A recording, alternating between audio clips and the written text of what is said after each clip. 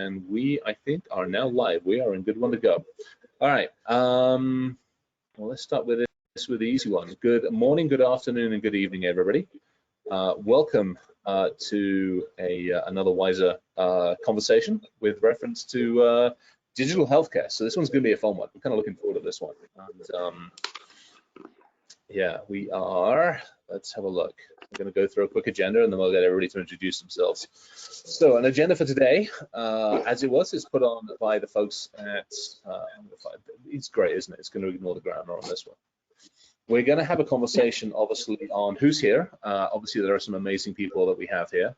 Why are we having this conversation now? Somebody mentioned the HIPAA side of it. There's some really interesting stuff on HIPAA I kind of want to dig into. We are going to have a conversation about pwning people and the implants, and what can we do better? What can we get right? I do want to really talk a little bit about the humans on the front line, some amazing people on the first responder side of the world, and then what can we do to help? Some common platform conversation. I really want to kind of dig into that a little bit and really have that conversation, because it really does seem that we're doing this a lot of the times. What does the future hold? Where do we go with the future? There's some amazing stuff that is coming down the line, some interesting technology. Where does it go? What's happening? And how have the last couple of months affected the thinking about this one? And then really some wise words from other people. So without further ado, let us introduce the amazing people that we have. I put them on in this way. Actually, it's really nice because now you can actually pair up the official person who's up on LinkedIn with the fun part of us who's like sitting here all hairy-fied and scary-fied. So I'm actually going to mess everything up because Amy's on the left-hand side of my screen and she's amazing. She's the one female that we have. So it's going to be ladies first. Amy, please feel free to introduce yourself. Hi, guys. My name is Amy Sipes. I work for Cardinal Health. I'm the IT risk advisor, compliance and policy. So I'm the person who is in charge of all the information security policies for the enterprise, which is, it's a lot. So it's very exciting. I'm the weird person who likes to do policies, guys. You know, I'm that person. And every time I say that, people are like, I'm so glad that you're here, you know, because not everybody likes to do this kind of stuff. But just to give a little background about Cardinal Health, so you guys all know what it is.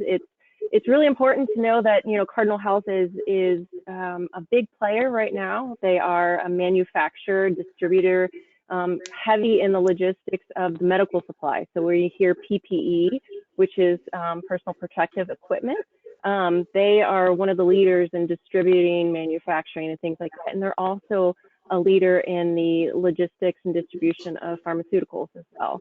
So and they are a leader in some solutions, some medical solutions. I know that DJ is one of our customers there at Children's Hospital. So I'm happy to be here. Thank you, Chris. Welcome, thank you. DJ, on to you next. I see the mountains in the background. I've actually got those looking out of the window, out of the basement. The real ones, right? Yeah.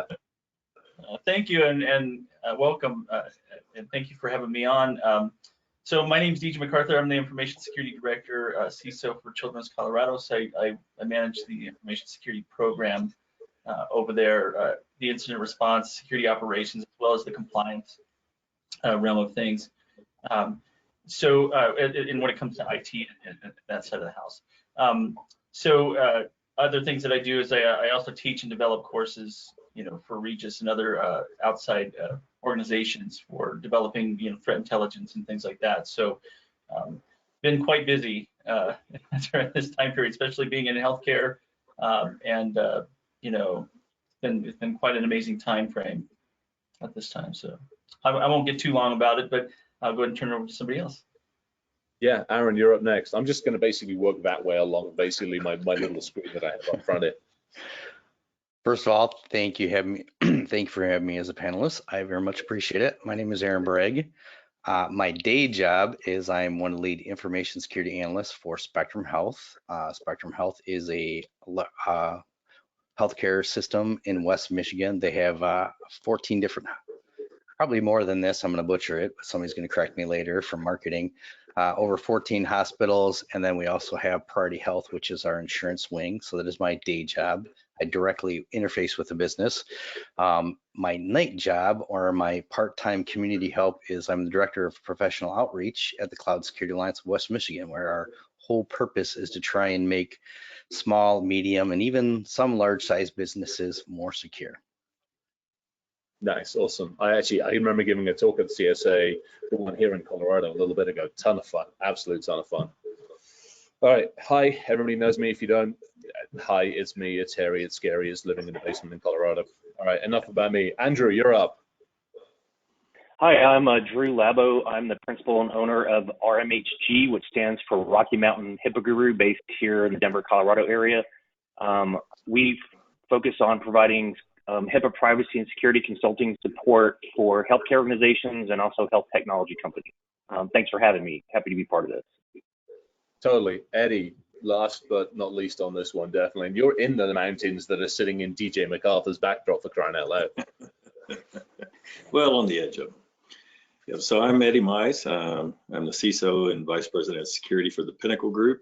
I'm also a virtual CISO for a whole bunch of healthcares.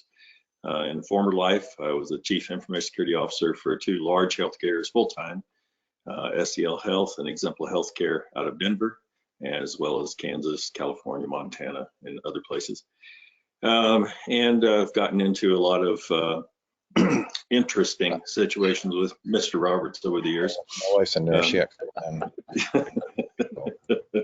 And so I've been about 37 years in IT, about 23 years focused on security and compliance. And we at the Pinnacle Group provide all kinds of security services, and not the least of which is a lot of healthcare. So. Cool. And then obviously a shout out to the folks that are putting this on for us. Gabrielle, Rick, and the team down at Wiser are just amazing team, amazing crew. We'll have, I think this is being recorded. We are recording this, aren't we? Yes, we are recording this. Hope we're recording this. Probably check, shouldn't I? Yeah, we're recording this. It'll be recorded. We'll actually have this up on the Wiser website at some point in time later. So with that, let's hit this one. We will, if he says he is right there on screen, we're going to put a disclaimer in place only because the one person who likes policies and controls reminded us that we probably should put a disclaimer in place. So throw for the 30 seconds on this disclaimer. It's simple. The conversations that we are all having today, these are all our own views and everything else. As it says on there, if the person from Cardinal Health or Children's advises you to go boil your head, then that's their personal opinion. That's actually not the opinion of either Cardinal, Children's, or anywhere else. You're welcome to boil your head, but you do it at your own risk. If we tell you all the technology that we have inside our environment, it's a trap. Remember, background in deception technology. Don't do it, it'll blow up in your face. And as it says on there as well, on the previous slide, everybody here has actually handed over their LinkedIn profile. We have an hour for this. We could go on probably for an entire day. My request is, number one, please feel free to reach out to these folks. They're absolutely amazing. But if you try to sell them something within the first 10 minutes, I will find you, hunt you down, and have you torn to pieces with basically old tortoises. End of conversation, disclaimer over. So why are we having this conversation now? Why all of a sudden have we had the, oh my gosh, it's healthcare, oh good grief, all hell's breaking loose, what's happening and everything else? And I'll prefix this by the fact that I think it was Gabrielle put a post out on LinkedIn a couple of days ago. And he described the situation where he had to go visit his doctor. And obviously with all the distancing and everything else, visiting is not something that can very easily be done unless it's an emergency, et cetera, et cetera. So he ended up doing this whole telehealth thing. And it was a really interesting conversation about like the first time of doing it, how does it work? Where does my data, how did my data go? And so all of these, we're going to talk about this through like the next hour. But why are we doing this now? What's the thought process on it? And I think, who wants to take a poke at this one first? We're going to give everybody a minute or a minute and a half or so. Who wants to take a first stab at this, the logic on the reasons and why it was now? Obviously, COVID's a big part of that. All right, Aaron, you're up. You made the first sign. All right. See, I'm being smart, and I got the timer set. So the big part is we in the healthcare industry are having to rethink patient care and where it's being provided. You know, people have been talking about digital healthcare for about 10 years now, and because of COVID, it's here, right? It's no longer, we can no longer wait. For example, we've had to like flex and improve to provide remote services that were normally provided in-house. Like for example, a biometrics device that was traditionally used, in a clinical office or hospital setting, that now needs to be done remotely. So it's just where everything that you can think of, or like we talked about beforehand, you're hacking the human stuff from GERCON from 2017. It's no longer the future. It's here now because of COVID, and healthcare industries are having to innovate all the time. Got it. That makes sense. Amy, give me some thoughts from your perspective on this one, because obviously the tech is one side, but everything that should be kind of before the tech, the people and the policies and procedures. Give me some thoughts from your standpoint as to what's going on out there. Well, I've seen a lot of things from a policy perspective, but I'm an optimist. Probably annoyingly so, and I'm finding all the good in this. That I've seen a lot of rapid improvement in a lot of things. One cool thing that Cardinal Health is doing, I'll sidetrack for just a second, is that they have a product called Telepharm, which is providing a pharmacist. For example, if you're a pharmacy, and what do you do when your pharmacist isn't available? Are they sick? Do they have COVID? What do? They provide technology to support that. And what they're finding is a lot of leniency now in states that would not allow that is now allowing those types of services. So I think that's an amazing opportunity with just how technology can solve problems right now. So it's really nice to see those types of solutions already there, but now being utilized more prevalently. But from another policy space, go ahead. No, go for it. Keep going. Oh, okay. Other things that I see from a policy perspective is just updating your telecommuting policies. What does that mean? How do we recognize our needs from that perspective? And that could look at, your access control perspective. How do we, do that from those types of things. And so if you guys want more information on that, I do have some resources available for you after the. We'll talk about it at the end, definitely. Yeah. DJ, give me some thoughts. You and the rest of the crew are definitely on the pointy end of this. What's going on your side? So I've been in the telehealth space for a while, so it's not something that's new necessarily to me. I think that a lot of hospitals have been generally trying to use technology to to do rural outreach and to be able to do clinical types of activities remotely. I think with the COVID pandemic, I think it's certainly increased the necessity for that. So just to kind of give you, I think these are not just like general number, these are just some general numbers, but I think we went from something from like 15 to 20 assessments per day to up into hundreds almost overnight. And yes, so I can attest to that. So yeah, very like a lot of organizations are dealing with this, and so you're trying to see more strive to be able to have more patient interactions without necessarily have to be physically in the same room and doing assessments, right? So we have the technology that's there. Certainly there's been a huge influx of that in a short period of time. So trying to deal with scalability and security and configurations, all those things are very important to make sure that you have in place. But I think one of the good things that come out of this is you're starting to see a lot more funding and a lot more grant money available towards these types of initiatives that you probably didn't really see there as much previously. That's my 2 cents. Got it. That makes sense. So, I mean, what's happened in the situation is like, hey, this is really cool. Oh, shit, we actually need to do it now.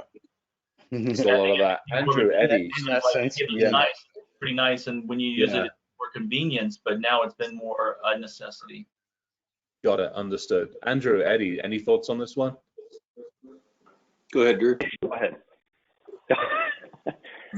So I'll share a little bit of a consulting perspective. So about activity we've seen around HIPAA and security. So from March 1st to the end of April, we saw a really big push by healthcare clients and health technology organizations to get projects done around security and HIPAA. and we saw a gigantic increase in business, like months worth of business in just 6 weeks or 8 weeks. Now what we're seeing is people are pausing. So healthcare, from our perspective, is pausing new initiatives around HIPAA and security, and they really want to focus on COVID.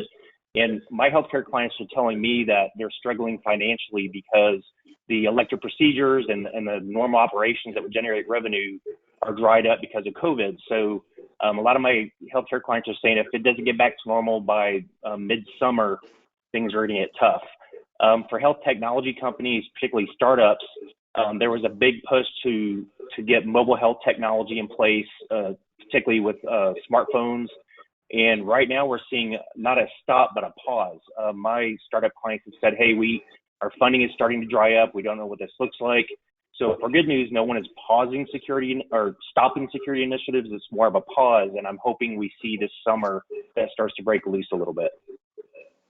I think one of the things that concerns me is, I don't know if you guys recently have seen some of the guidance on kind of loosening some of the regulatory standards across, from HHS on the use of telehealth technologies, and they mention a bunch of platforms.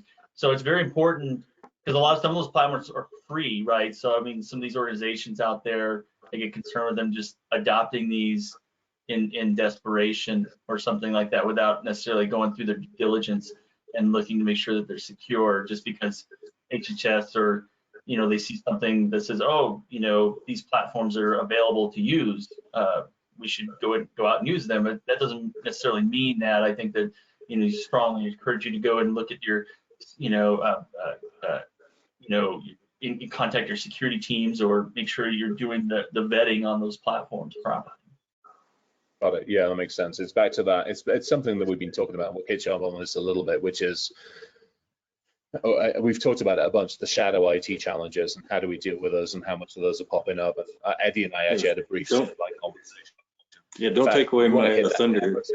No, not at all. Not at all. Yeah, I mean, the why now, obviously, there's a lot more movement to telehealth and to a lot of remote technologies, work from home kind of things, which is across the board, not just healthcare. But what has been very interesting from our perspective, and I did not anticipate this, is that I've had several customers that came to me with standard requests from IT, CIOs and so forth, tightening up security and compliance around their telehealth and their work from home policies, all very normal stuff. But as we went through that process, we suddenly started uncovering vast amounts of shadow IT. So, but crazy things from a HIPAA perspective. And we saw things like, I can give 2 examples without outing an organization, but got brought in to do the standard telehealth for one organization. And as we started to ask all the questions and prepare to get everything in place to allow them to securely do their telehealth, we started to find other things like, for instance, large psychiatric departments that were recording all of their sessions with video and audio in unencrypted ways and then sending them clear text across email, things like that that weren't related to the pandemic at all, but had been going on for several months or sometimes several years, and IT was never made aware of it. They brought in their own vendors, they set all that up on their own, and we started to see that. So while we were brought in for something that was, relatively urgent, getting everyone ready for their telehealth environment and their remote working environment, we suddenly found all these things that are much more urgent. The second was we found out that this one organization was using an app that IT had no idea was going on. They were hosting it on a website externally, and it had patients and specifically mental health patients come in and fill out some pre-reg type forms. And as they did, they had me take a look at it. And not only was the app terribly insecure, but probably more importantly, it was asking about 6 pages of questions that would qualify at the least as PHI, but probably a lot more sensitive than standard PHI even. They were some very, very, very sensitive questions around your family's drug use history and mental health history and all those kinds of things. And then they were storing all those very insecurely and then ultimately transmitting those clear text. So we were starting to see things that the urgency and criticality was much higher than what we were brought in for the COVID related type work and I thought that was very interesting. I would say we probably were brought in for COVID work, and which became about 20% of the overall workload, and about 80% of the overall workload was all of this ridiculous shadow IT activity that was going on that was strongly in violation of HIPAA and of course security best practices in general. So I thought that was very interesting. Eddie, get a quick question. Nope. I want to tackle that one a little bit later on. What are we doing right? What are we doing wrong? Okay. So hold the thoughts on that one, and we'll hit that one later in the slides. All right. So what I do want to talk about a little bit is the HIPAA side of it. So we've mentioned it a couple of times. Eddie just had a whole bunch of like, hey, here are some issues and violations and challenges. We've kind of touched on a bit. From the perception, and I see a couple of questions coming in, from the perception from some people, and the aspect is basically HIPAA just took the rule book, threw it out and said, do whatever you need to do. Arguably, that's not the case, and there's definitely some differences on what they're saying versus what's happening. So I'd be interested in a couple of opinions on this one. DJ, give me some thoughts on this if you don't mind, and then we'll hit Aaron and a couple of the other folks on this one. Amy, obviously. So, I think when I think of this type of guidance, I think of there's a couple different scenarios that organizations use, for video conferencing platforms and things like for audio video communications. And it's not always to treat patients directly. We use the same technologies, in a lot of ways to do typical video conferencing calls, just like what we're doing now, right? So and certainly these different types of platforms have different security needs and requirements, and some of them require different licensing structures and things like that to make sure that you're protected, right? To make sure you have the right BAAs in place and the contractual agreements that are in place, but also, I think making sure that you have like single sign-on and two-factor, your typical things that you would want to do with any technology that you're using out there, right? To make sure that you're aligning those controls with HIPAA. So I think I guess it just goes back to my comments earlier, just making sure you have due diligence on whatever platform that you've selected as your platform of preference, and communicating that out to your end users is super important to avoid some of this shadow IT stuff that you have, because I think a lot of end users are out there, they're just trying to look for the best way to try to do their job functions, but if you're not sending out clear messages of what you want them to use, and I think that like some of these platforms are starting to get better at communicating what their capabilities are doing, in terms of like functionality, with video and audio technology and things like that. So I think that there's a fine line with being able to just kind of obviously just do your due diligence, do the risk assessments, do the assessments on the different platforms that you think are out there being used, and make sure you gather the numbers there and engage with those users. I think that's a real important thing. Got it. Okay, makes sense. Anybody else got some thoughts on the HIPAA side of it? Amy, any thoughts on the HIPAA side, from what is and where everything is and what's being relaxed or not being relaxed at the moment as well, from your standpoint? I think I agree with a lot of things DJ said. I think there's a perception that it's relaxed, and it's more relaxed in some areas, but the expectation is still the same. The expectation is that you still need to maintain the same level of security controls, specifically to like encryption. I know Andrew is probably way more knowledgeable than I am about it, but other things that I would just follow up with DJ is just to make sure that you have third-party risk incorporated into your environment, right? So what does that mean? Make sure that you are going out and conducting assessments on organizations providing the security solution like Cardinal Health, and making sure that, Cardinal Health has really good policies, not saying anything, tooting my own horn there, but yeah, making sure they have good policies and good security controls, and doing your due diligence there. It's really important to do those things. And I think Drew has some really good information on the rest of HIPAA. All right. I'll punch it over to you. Drew, you're up. One of the things in the back of my brain real quick is just thinking about how temporary is this? Are they going to come back and say, well, COVID-19 is over, we're going to take those guidelines and restrictions away, or is that something that's just permanently out there, ongoing for, that's, I think, another question that's kind of yet to be answered. The other thing interesting about that is that regardless of them loosening the HIPAA requirements, that is not going to save an organization from the PR nightmare of a breach or from civil litigation. So I would say that loosening is a smokescreen. I would just piggyback on that. I would say, some real talk here. Easing regulations doesn't entitle you to be irresponsible, right? The easing really wasn't done for companies that are doing it well. It was more done for companies that are kind of like behind.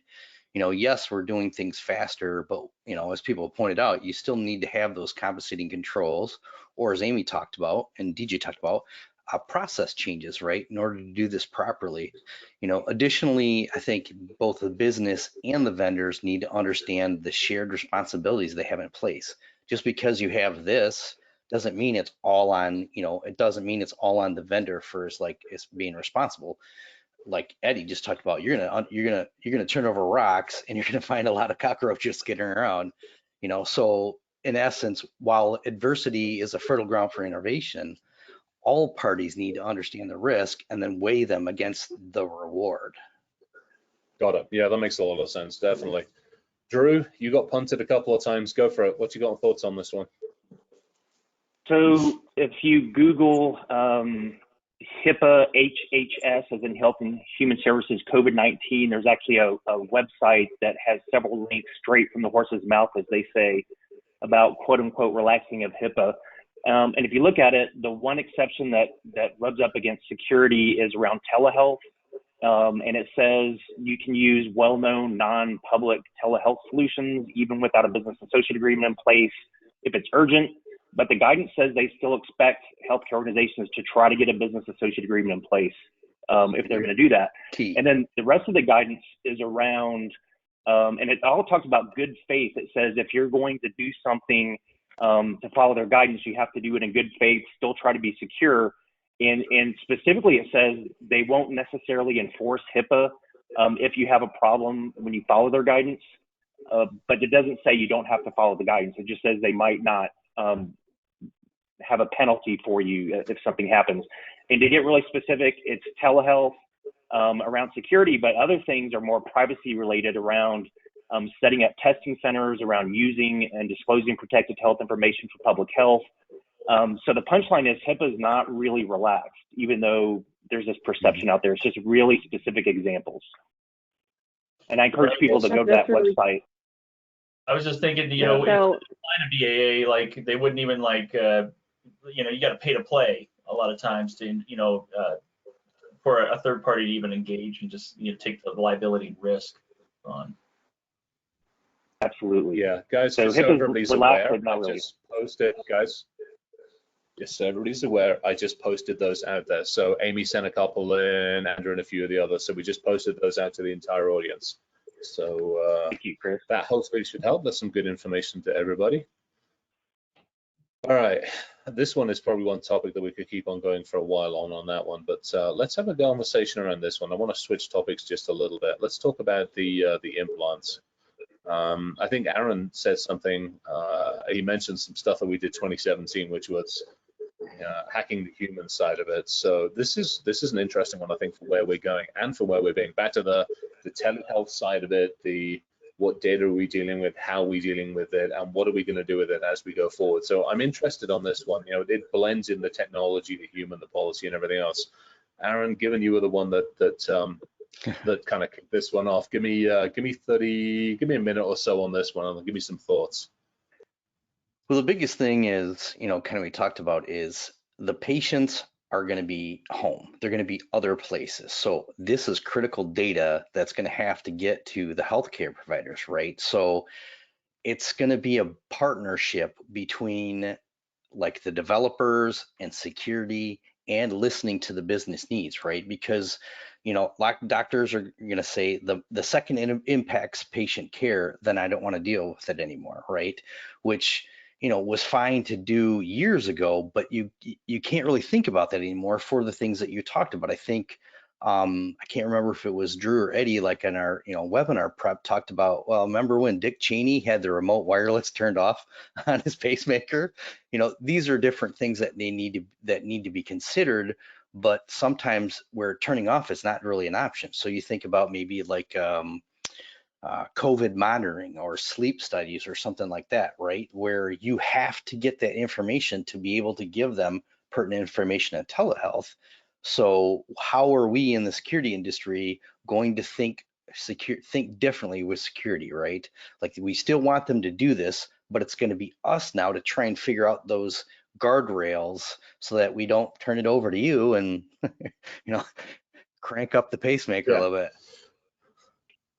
Oh yeah, totally. It's there's some interesting stuff on that one. I'm intrigued also from the compliance, the regulatory standpoint. It's one of those challenges that I haven't seen effectively integrated. I know it's getting better, but we definitely seem to go charging off down the innovation side, which I think is absolutely fantastic. But we don't necessarily always think of the safety and security from our perspective until, unfortunately, it's out in the field. I mean, it's almost, this is why I love the DevSecOps movement, because that's actually combining the three teams together to go, how do we do this effectively? And I think we need something similar in this side of the world as well. So that's my question, my challenge on that one is, who's seen any advances or any changes on this? And this I'm actually going to throw open to you guys, but let's try to be careful as to talking over each other. Any thoughts on this one? Yeah, Amy, go for it. So as an innovator in the medical space, I know that Cardinal does a lot of things. So I actually had to look to see if we do any implants, and I could not find that we do implants, but I can tell you how we approach medical devices. They are considered an IoT device. And what you do is you design your committees, you design policies and programs around, you put them into categories. This is what they've done recently. And it's just an amazing thing to see the risk evaluations, the different diverse groups, which is really important, guys. If you're going to get a committee together to talk about risk, it needs to be a diverse set of individuals so you can have the different impact levels from everybody's perspective. So that's where I've really seen an amazing, maturity and innovation is in spaces like that, and it's really cool to be part of that. Yeah. Nice. Well, it's one of those things where Eddie, just don't.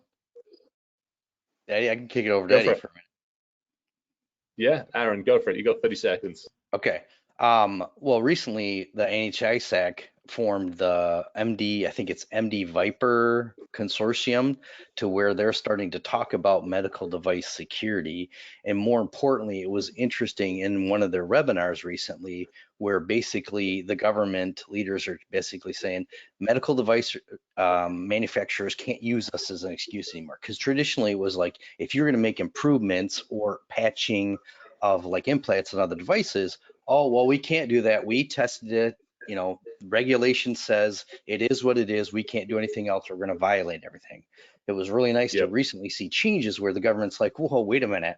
We've just told you, to your point, you need to do due diligence on testing. If you're going to test more, you need to do further testing before you patch. So it's kind of be a balance between government I know some people are going to freak out, but going to have to regulate this a little more because you're going to need the punishment. But it doesn't mean they need to patch stuff so quickly that it could cause harm, because in your little diagram for this was perfect. Death, software, what was it, software failure, or you had like different causes of death, and actually like real stuff was less and software stuff is going to be more, and that's what they're trying to avoid with like MD Viper and certain things. Yeah, no, that makes sense. There's some amazing stuff that was done by the folks over at I Am the Cavalry, where they looked at a lot of the devices and the implications of those devices as they were moving through the healthcare system, and how many of the physicians understood that it was maybe a technical issue and not a direct human issue. And yeah, the results were not good at all. I mean, they were not good at all. To that point, Eddie, give me some thoughts on this one. Yes, so we do a lot of testing. of medical devices that range from implants to modalities to bedside devices to sleep study devices, all kinds of things. And I can say that there's been improvement over the last 4 or 5 years, but that improvement is so small that it's almost immeasurable. The layers of problems are unbelievable. At the very least, you run into issues like that you guys have already mentioned, that manufacturers are not allowing certain changes or certain security implementation to happen without voiding warranties and causing failures and things like that. Even if you get past all of that, you have all kinds of other issues. They almost always have external interfaces and devices that are enabled that are not necessary, and they provide vectors. And then if you get past all of that and manage to isolate those, as Amy was kind of talking about, bringing those or segregating those into an environment where they can have a lot of control, that sounds like a great idea too, and it's certainly a step in the right direction. But then inevitably, when we've gone into those environments and done testing, the problem is that even in those very, very tightly controlled and segregated physical environments, you still almost always have to have patients in those environments.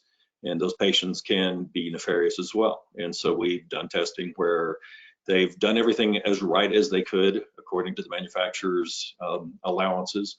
But even in those situations, the patients had access to the devices that were actually doing bedside work or modality or sleep testing or whatever that is, the controllers. They have physical access to those. So if they're truly patients and they're just there to be treated, that's great. But if I'm the bad guy and putting on my bad guy hat, I'm going to pretend to be a patient and get physical access to those areas.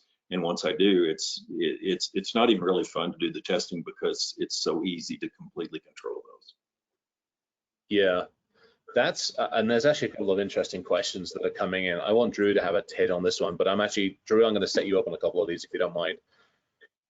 One of the questions that came in talked about, is it possible to just encrypt the data transmission? Will that actually help with it? We can have a good conversation about that one. But honestly, there's a real good question about, these have got a long lifespan in the human body. Patching, how do we deal with patching? How do we deal with systems? How do we deal with updates and architecture? So, Drew, do you want to have a hit on some of these ones? There's some really good questions coming in on this. Yeah, I'll answer it at a little higher level. And Chris, you talked about this at the beginning about stuff going to market before it's secure, right? So one of the challenges I see, particularly with startups, they're very nimble, they're very innovative, and sometimes they've got to prove the concept before they can invest in security in their minds. So, and I've had some of our clients say, for instance, that are working on devices like this, we want to secure it, but if we're not going to sell it, we don't want to spend the money on securing it, right?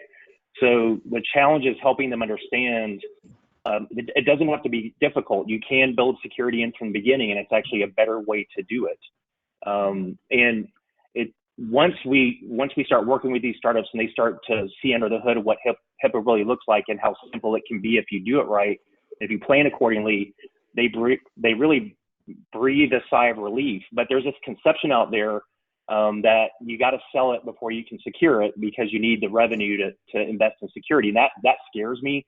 But the reality is that's not the case. So it's more of a higher level answer to that question. No, and that's totally fine. I'm actually, DJ, do me a favor. Have you seen much of this coming into your environment? And if you have, very quickly, what have you done to try to mitigate or understand the risks and the controls? Kind of like to Drew's point is, I'm going to take something, I might not necessarily listen to what Drew said, I'm going to hand it to you and go, hey, this is really cool, prove it out. How do you deal with that? How do you try to reduce some of the risks?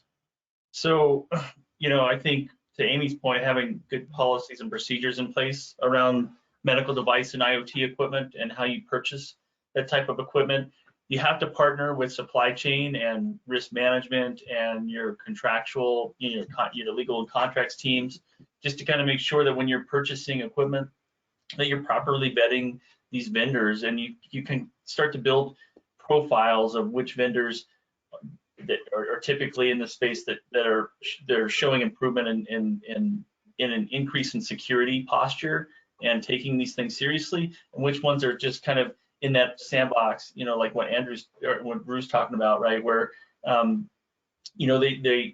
kind of willingly joke I've been in the space a long time and worked for other healthcare providers, and I've talked to a lot of medical device manufacturing companies, and some big ones, some small players that are new, and especially when the new innovative space, that's usually those smaller companies, and that's what I get worried about, is those like ones that are like really they found that MIT grad that can do some laser robotic precision surgery, and they spend all their money on that guy or gal, and then they went to Craigslist to figure out who could do the software programming for it, and that's what kind of gives me the EBGBs, so to speak.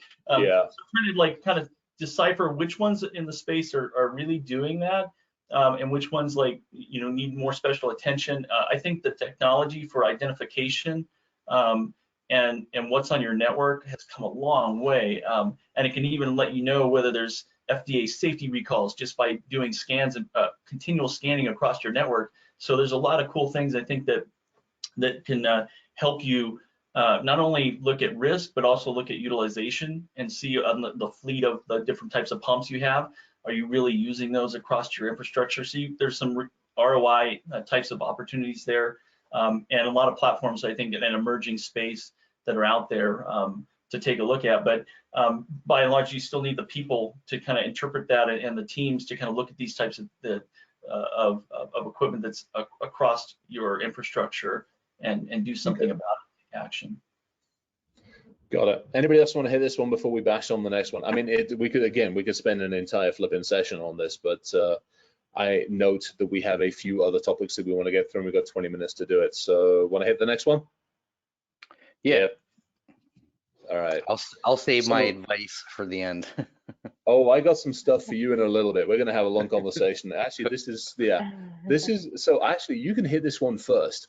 Give me, again, I'm very cognizant of time, so let's try and keep all the stuff short and sweet if we can. What are we doing right? What are we doing right, and what can we do better? Obviously, this isn't a whole like, everything's going to hell in a handbasket. We're definitely getting some stuff right, but there's a lot we need to do. So give me some thoughts on this one. Drew, sorry, Aaron, you're up.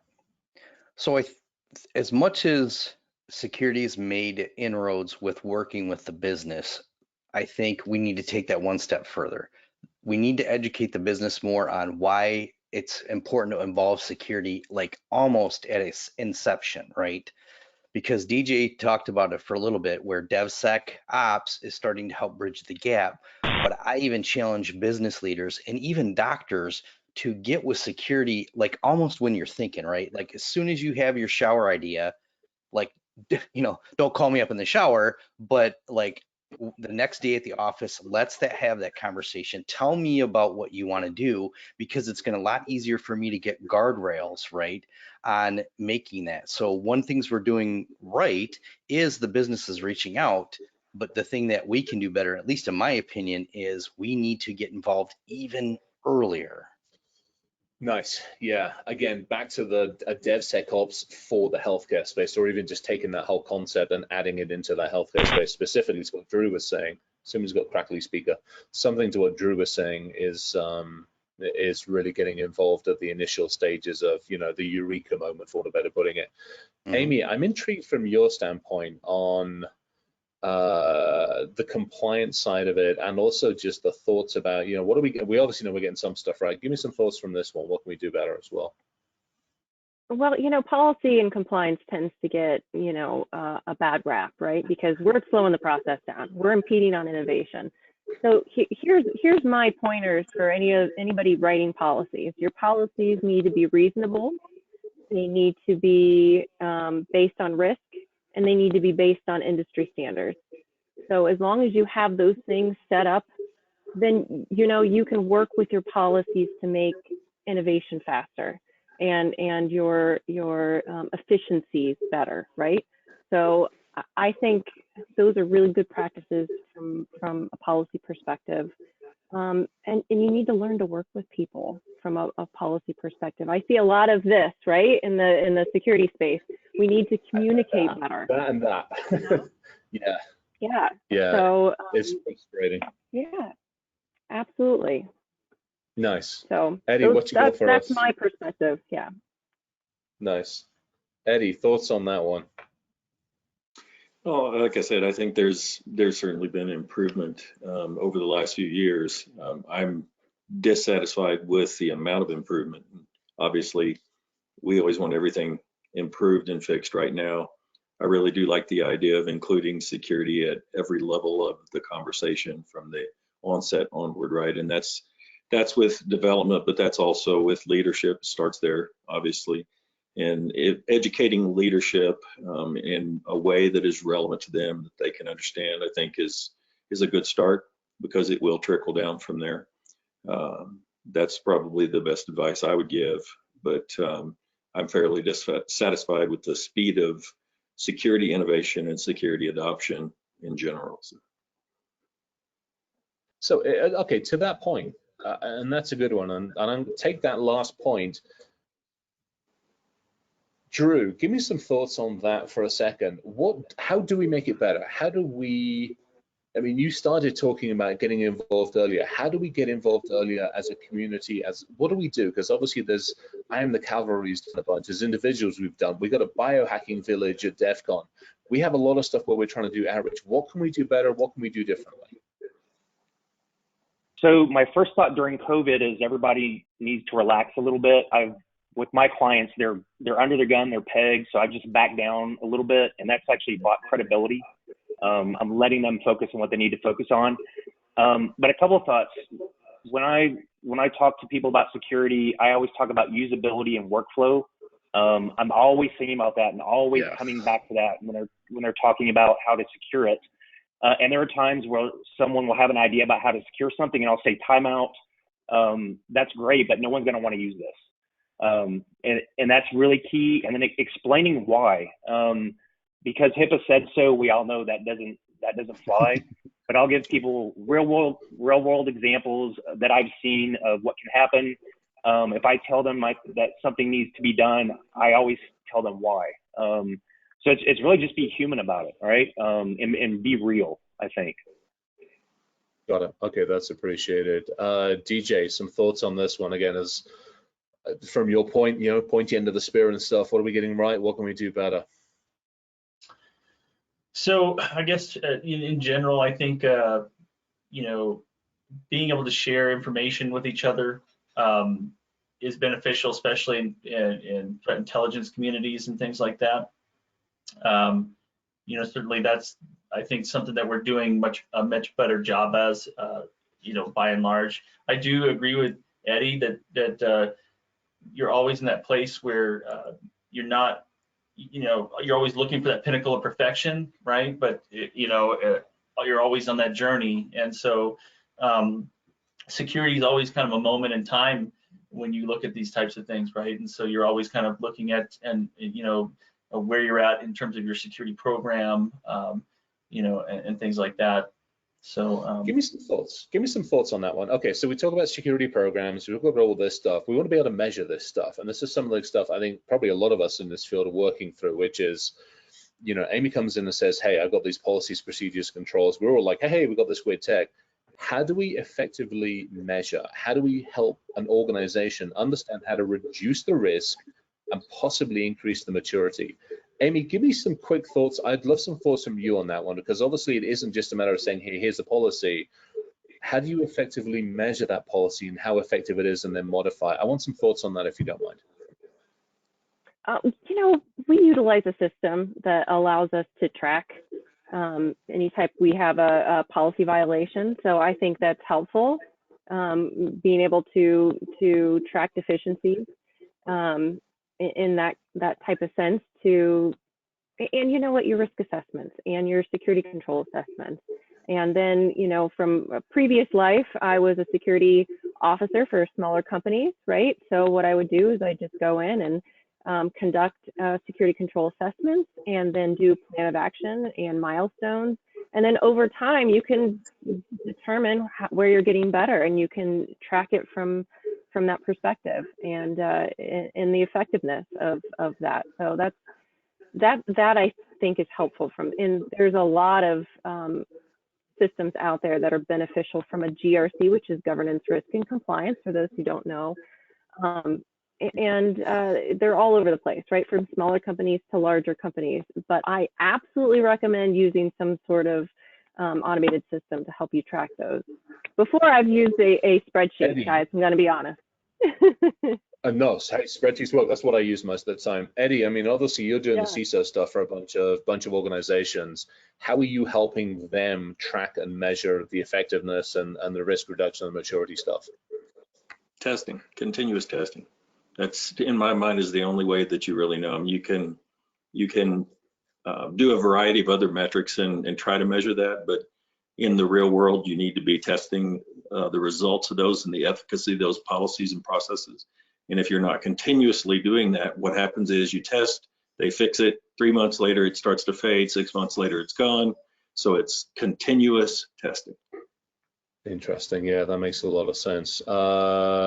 Drew, how are we doing? Yeah, Drew, Aaron, any thoughts to add on to that one at all? Any different viewpoints on that? And then we'll hit the next one. Security ROI is like the pink unicorn, right? Like we in the security industry are spending millions of dollars, but yet we need to explain to doctors and regular business people why that money needs to be spent. Well, I could actually turn it back around and be like, why are we spending millions of dollars on security when you can go just back to the basics to get a bang for a buck and then augment your security? So the bigger thing is I could actually challenge the business to say, how is your vendor management program doing, right?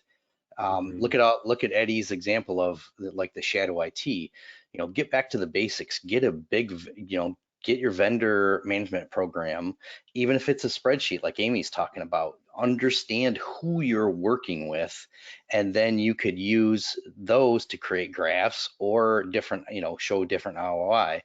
It's easy for us in the security to say, okay, we moved to zero trust, we're the vault deny, all these attacks happened and now they're zero.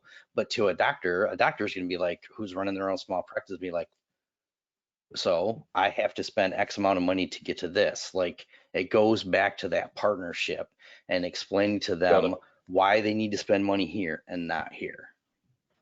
Okay, that makes a lot of sense. Drew, any final thoughts before we hit the next slide? Sure, I'll be quick. One of the coolest metrics I've seen was measuring time to resolution for security issues, and to show, and also to tie some operational metrics in healthcare to that. Another example was reducing the amount of machines that need to be taken and re-imaged because they're infected or there's some kind of problem.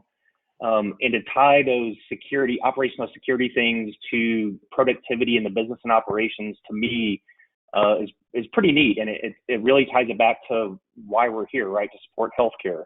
So a couple of metrics I really liked. Nice. No, that's appreciated. There's a ton more, and again, we're racing through this stuff. Totally understand it. Hit all of these folks up online afterwards for a ton more stuff. All right, next slide. Probably to me one of the really important ones. How's everybody on the front line doing?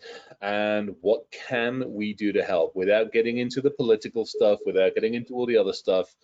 30 seconds, literally 30 seconds from each of you on how's everybody doing? What can we do to help? I'm going to start on this end and we'll work this way. Drew, you're up first. I got my timer out. All right, starting my timer. So I said lay off of people a little bit, let them do their jobs. My wife and I volunteered with United Way to send notes of encouragement to healthcare providers, which has been pretty fun. But for me, I keep having this idea of we got to lay off for a little bit here until we see what the new normal looks like. So I'm just being nice to people, not bothering them, letting them focus on what they need to do right now in healthcare. Nice, awesome. Eddie, what you got? So my wife is actually running the entire projects for all the telehealth and telemedicine for Centura Health right now. So she suddenly is working 80, 85 hours a week. I think it's really just from a personal perspective, it's obviously supporting that and providing as much help and support as I can to her. But in general terms, I think it's really providing that same kind of support as much as we can to those first responders, first line type folks, because they really are completely buried right now. Yeah, totally get it. Aaron, what you go for us? Make security easier to understand. That's probably the biggest thing you can do, is understand why what they're doing up front and what are the different things that you can do to help make security easier to understand. So there's different volunteer things. Look, I'm getting I'm getting I love bombed it. here. Awesome. So just make Yeah, I security love that, easier to Aaron. understand. That's perfect. DJ, what you got for us in 30 seconds? You're on mute, or you've lost you. DJ, we lost you. Can you hear me now? Sorry. There we go. Okay. So just a real quick, I think just working for a provider, making sure you stay at home. If you're not, if you don't have to be, all the things that they're saying, wear face masks for, to be respectful of people on the front lines. But then also, working for a hospital, we're taking donations for plasma donors, especially if you've been, previously confirmed positive COVID-19, tested and fully recovered. And so your plasma could be used as antibodies, for future patients and things like that. And there's also, ways you can go to our website and donate proper PPE equipment that can safely be used. So those are things you can help in that way. If you don't have those types of things available at your disposal, then you can financially contribute to, local healthcare not-for-profit organizations like Children's Colorado Foundation.org or similar organizations. So that's my. Nice. Thank you. Amy, what you got for us? I think the one thing that we're missing out on a lot of right now is just empathy, right? So I think that, there's a lot of finger pointing of what we should do and what we shouldn't do. I think we just need to all take a step back and have some reasonable empathy for each other, put each other in somebody else's shoes, and just have a level of gentleness right now with each other. And I think that could be said in the security industry and every other industry as well. No, that's appreciated and well said. Yeah, thank you. All right, we are running up against the clock on this one, but we'll hit this one quickly. And this has been mentioned a few times. I will give my perception. There are two main providers, and I'll be nice enough not to mention them at this moment in time, but there are two main providers in the healthcare space that deal a lot with the healthcare records and everything else. My understanding, and from what I've seen with this, is they're not the best at collaborating together, shall we say, in any way, shape, or form, which has definitely caused some problems. How do we change that?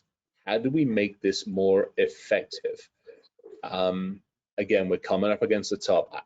Anybody got any thoughts on how the hell we actually get both of those companies in a room, bash their bloody heads together, and tell them to start playing nicely, apart from doing that, which I would like to do myself?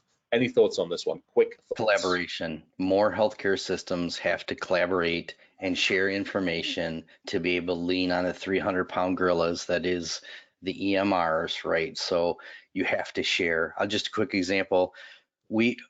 Spectrum Health created a screening tool app, and we shared it with like the local healthcare systems, because we know that Mercy Health and Metro Health, they don't have the development teams that we're fortunate enough to have. So we created the app. We handed it off to other people to use. I even think that the screening tool itself is hosted on one of our platforms. So share, collaborate, and together you're stronger, and you can affect change, just like we did with the medical device industry and how the government's helping out. Partner together to lean on those 300-pound gorillas that are in the EMR and get them to understand they have to collaborate on security more. Sorry. Went off on a tangent. Perfect. My apologies. Perfect. Absolutely perfect. Any other thoughts to add to that one, or is it literally how do we got to have more of this and more of us together to collaborate? Yeah. Yeah, I think just real quick, in the security world, we have the ability to partner together, so we have the responsibility to partner together. And that's just not in the healthcare industry. We need to help each other regardless, because there's major implications there. Yeah. So I have a feeling we're going to do more of these. So the ones that we've had to race through at the end, if everybody, and I'm not going to put everybody on the spot right now, but I kind of am going to put everybody on the spot right now.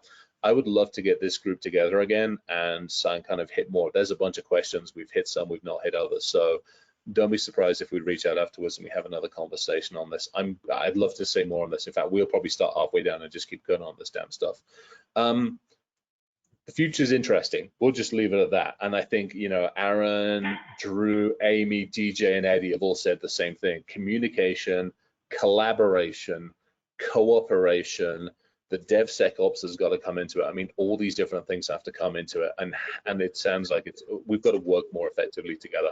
To Amy's point, it's huge. It's not a healthcare problem. It's not a security problem. It's not an us and them problem. It's all of us working effectively together. Would that be a fair statement to say in 30 seconds? Yes. Yeah. All right. I'm going to do some wise words from somebody else, and then I want each of you guys to close it out before we get yelled at for doing this one. This is me. I like this one to the point we have all come in on different boats. We have all got different approaches to this. I mean, we've all come at this from goodness knows all sorts of other areas and fields. We're all in this together. As individuals, I think, we've all said it, we'll fail as individuals, but if we actually put ourselves together, we will kind of succeed on this one. I'll leave this one up. It's got the little underlines. I apologize on this one. I would love some closing thoughts from everybody. We've hit the top of the hour. Gabrielle's going to look at me fairly soon and go, "You're useless at timekeeping," which I will wholly admit to. So I would love some closing thoughts. Again, ladies first, please. Amy, some closing thoughts from you, please. Absolutely. I think if we're all in the security world, which I think a lot of us are, just remember that even through the dark times, that everything we do compounds and it makes a difference. So even if you're in policy, if you're in this aspect of security or another aspect of security, when we work together, our work compounds and it just makes the world a better place. So stay positive. Nice. DJ, what you got for us? I would say that just, grace and gratitude is a theme that seems to resonate quite a bit right now in all of our lives.